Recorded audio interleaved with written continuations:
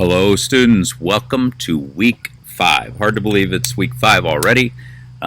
Just again, I encourage you, you're doing a really good job. A couple things that I would just say about your assessments at the end of the week.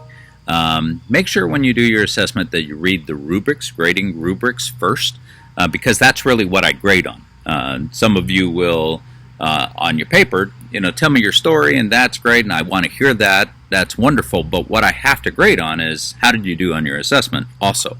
And try to add the story in and try to add the assessment. Tell me what you got for scores. You don't have to get into details with that. Again, the paper can be 1 to 2 pages, so it's not a lot. But learn to write real concise, and that will help you in the long run. So also this week we are starting a week discovering just practicing Sabbath. And Sabbath is so important, rest is so important. I had an experience yesterday that was kind of unique. So I'm sitting right now on my back deck. It's a beautiful day out, and I love to be outside. It's my favorite place to be. This is my daily office, if you will. And so I was sitting out here, and it was real quiet around me. The birds were chirping, and just the beautiful sound of nature. And at the same time, I'm sitting right underneath a clock that you see right above me here. And I could hear the clock ticking. So I'm hearing birds, and I was kind of focusing and kind of a space for God, if you will, for God to speak, for just to enjoy His presence. But yet I heard the clock ticking.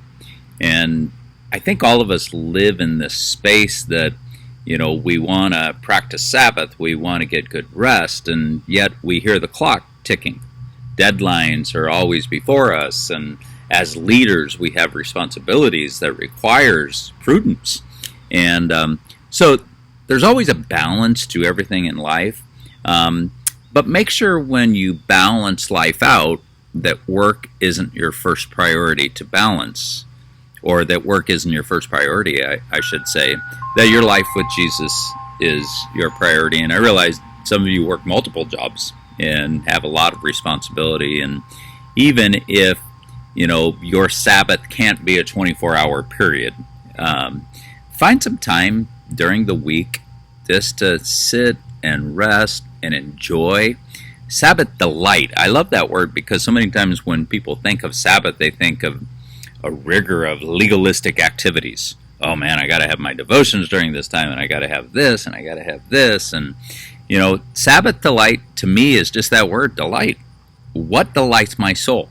Today is Friday, and my Sabbath usually starts about 2 o'clock in the afternoon, goes until 2 o'clock on Saturday, and so I'm going to enjoy a nice meal with my wife tonight.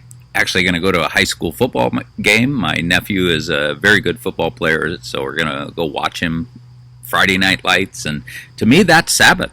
Why? Because I enjoy it. It's something that brings me joy. In the morning, typically on Saturday morning, though I'm not doing this now, but typically on Saturday morning I'm in charge of breakfast, and I like to make pancakes. That's part of delight. I personally like to spend some time Saturday morning, spend some time with Jesus, but also during the fall season, I like game day, NFL game or college football game day. So find those things. It's so important in life that we balance out this work, rest, and so many times our balances are like this: work, rest, instead of work, rest, just a balance. And by the way, there's also the other side of that. Some people would love to go rest, work, rest. So just a little illustration. There's got to be a balance in life. But Sabbath is about not a legalistic rigor, but about delight. Let's delight in the Lord, and He will give you the desires of your heart, the Bible says. So God bless you. Have a great week, and I hope this week you enjoy a Sabbath delight. God bless.